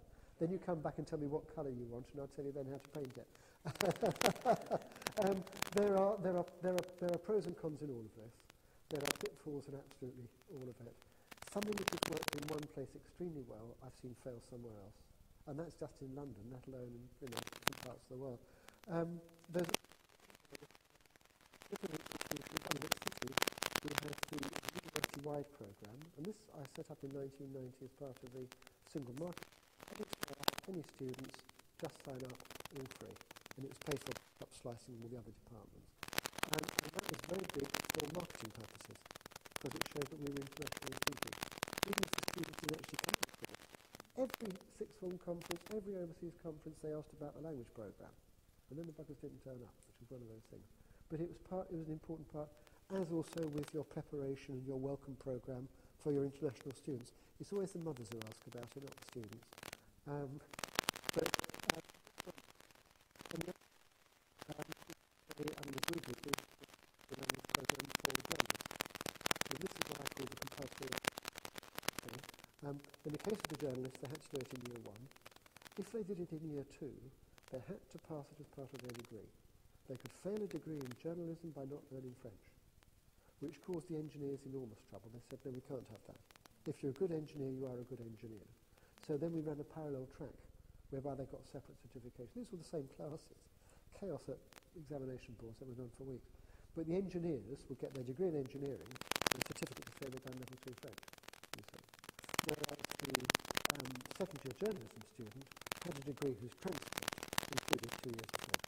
Nobody ever took languages in the final year. No, they did in the school. That was usually Latvians who spoke perfect German at home, claiming that they weren't native speakers of German. I suppose the other thing is you can become more sophisticated, like with this, you can do taster courses, taster France, 4 weeks of French, a bit of culture, and then get people to sign up a bit later in the year. Something I found very good for the postgraduates and the part-time was preloading and afterloading.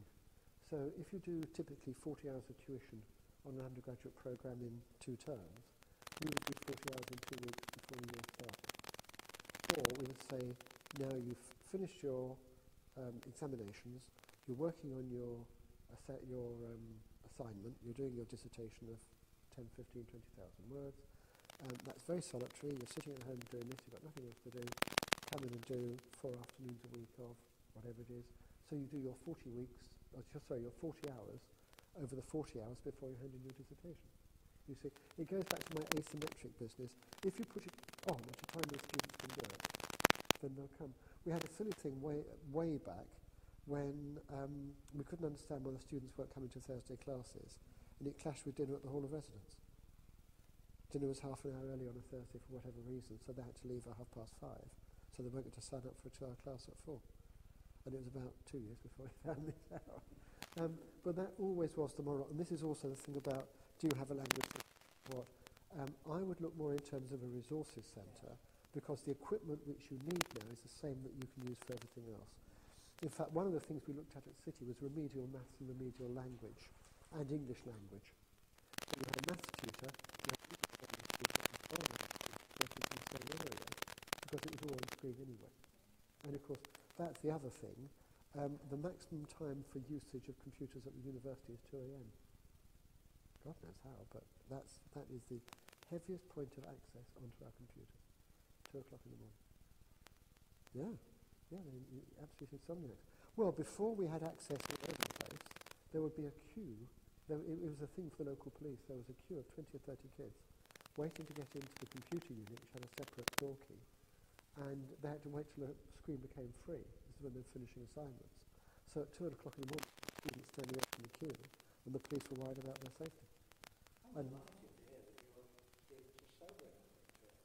I didn't say that what they wrote was worth reading, did I? No, I think they came in, sobered up, and then sat down and did. We never quite got to the bottom of it, but 9 o'clock classes never have been popular at City. But everyone would tell you that's because of the commuting. I suspect that's because they're working on their computers at 2 o'clock in the morning because they've been drinking until midnight. But no, there are various pathways. I think that the key thing to take away is that you make it cross-institution to avoid fragmentation. That's the key danger to bear in mind. Okay, you don't want 3 students in 3 classes at the same level on different days because that kills everything. You need to have a resources stroke study area. At the very least, if you've got some magazines, you've got some material, and the students again, they're very good at this. We used to do little help sheets to cover about 10 languages, because people come out Polish and Indonesian and all sorts. And we had a language assistant, I'll tell you about that in a moment. In their spare time, they'd just sit there searching the web for useful sites in Indonesia. We had music students who did ethnic music, so that was one of our local specialities. What we would do, you can get a language assistant through the British Council, or have a lector, then you get a graduate who can actually help with some of this. But the other thing we did was to employ our own students. We have plenty of French students, German students, whatever, and we'd make up a rota with them actually providing advice, because it was only where do I find this and how do I find that? And they did some conversation. Yeah. Yeah. Yes, yes. Yeah. Yeah.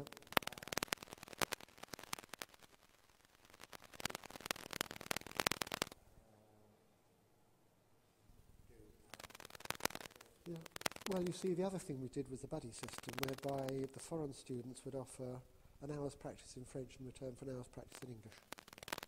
We called that the languages swap shop. We couldn't call it a buddy system because that's used in AIDS and HIV. But we called it the languages swap shop. You signed up online, and the only requirement was you had to meet in a public place on university campus, just in case anybody outside twigged onto the idea. There's that poor girl in Japan who got murdered by her Japanese student. Have a think. See what it is that you'd like to do.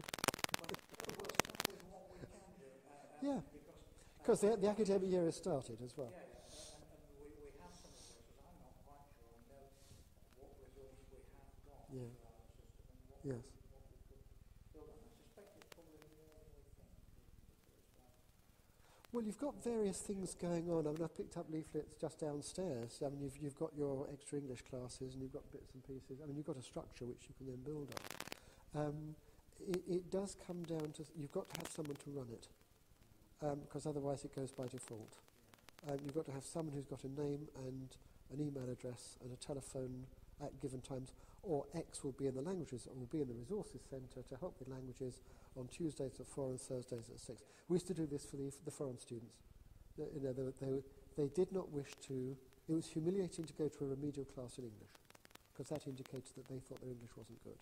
So inside this team of extra French, extra maths and extra English, they would just go to the resources centre and they would sit down and get support about English language. And that was, we could sell that as a one-to-one service, which it was in a certain way, but we then used to spend about 10 minutes with a student. But don't get into the trap of marking their essays or correcting their essays for them, which is where, when the student centre took it over, they drifted into the student coming in saying, once the word went round, this poor sod got stuck with 50 essays, and they weren't even putting these essays through the spell checker. And I would have slung anything back to anyone. I hadn't even bothered to put it in spell check, and for God's sake, at least get the computer to correct the spelling for you. But they do, and you get the very anxious one would latch on, and they would take up all your time. A very quick, the NHS sees seriously ill patients on an average of 7 times an hour. And if you can see a doctor with a bad knee in 7 minutes, then for heaven's sake, somebody can give you some advice. The idea was, you come and tell us what you're worried about, we'll tell you which resources to go and look at. Go and look at them. If it's still a problem, come back in 2 weeks' time. Which is what you do with a prescription. And that kept the student at a distance, and it put the onus on them. They had to go and read chapter 30 of English for Lunatics, and then come back and talk about it. As opposed to sitting there saying, I want you to teach me. They could become very dependent, you see. Which doesn't happen with other languages, but something to watch out for. Okay, well, I think loads of thanks for Tim. Well, It's a lot to think about. thank you very much indeed. Yes, thank you.